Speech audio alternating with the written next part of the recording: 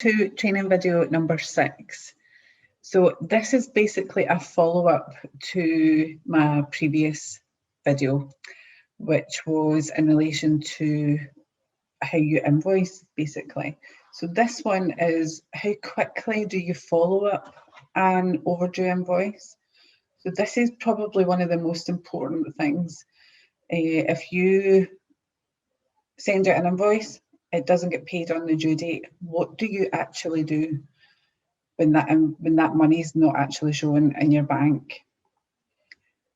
So do you just, think it's fine?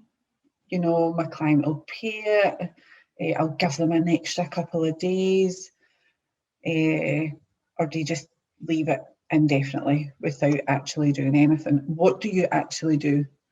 It'd be really good to hear what your processes are. So do you basically just leave it and hope for the best? That's what a lot of business owners do, because they don't like having that awkward conversation. Now, I know a lot of people find it uncomfortable asking someone to give them money, but you're asking them to pay for your service. You are absolutely entitled to ask for payment of your invoice. So business owners really need to get out of the, thinking that it's really awkward and uncomfortable asking for payment of the invoices. The way I look at it, it's your money. You're entitled to ask for that money. If you don't ask for it, you will not get paid. So what do your terms and conditions say? So basically on your terms and conditions, there should be a clause within your T's and C's which stipulates everything to do with your invoicing, i.e. when you send it out, when you require that to be paid, and what happens if it doesn't get paid. So what you could have on your invoice is some sort of disclaimer. Now, I can help anybody with that. Just a couple of wee sentences. If anyone wants that, please just get in touch with me.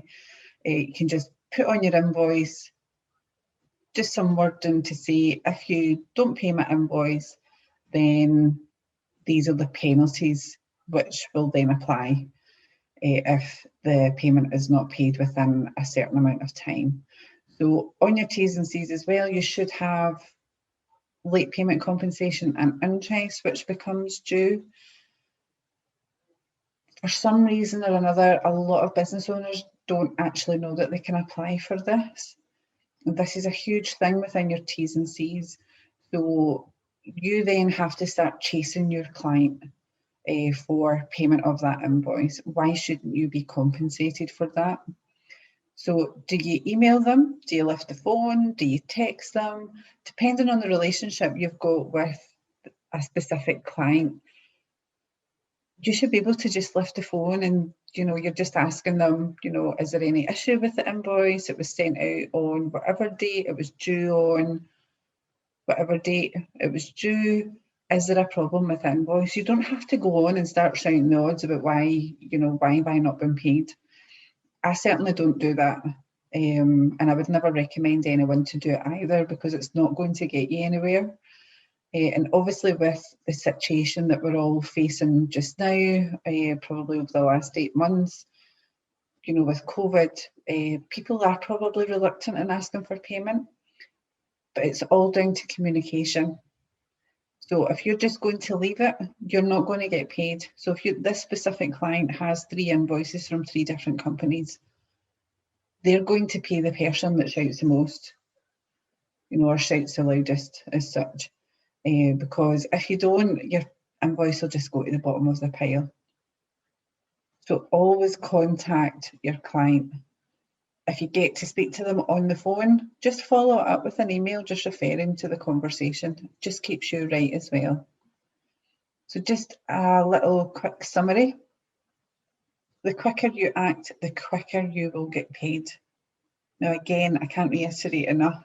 If you just leave it and hope for the best, then the best is certainly not going to happen. You will need to phone your client, email them, text them, WhatsApp, and charge penalties if your client is late in paying you. Now, this at the end of the day is down to your own discretion. But if you have T's and C's that stipulate penalties, A wee quick tip, if your client is late in paying you, raise an invoice for those penalties and send them to your client. And I'm pretty sure it will prompt a response because they'll be thinking, I'm not paying any penalties. And as I say, it's at your discretion if you want to charge that or not. So yeah, issue another invoice. Again, it comes down to your T's and C's. What is on your T's and C's? So any questions on this, even about the small disclaimer you can put on your invoices, or how to approach a customer? Obviously, as I've said, business owners find it quite awkward phoning and they don't want to have that difficult conversation. There are ways around that. So please just give me a shout if there's any questions on anything that I've put in this video. Thank you.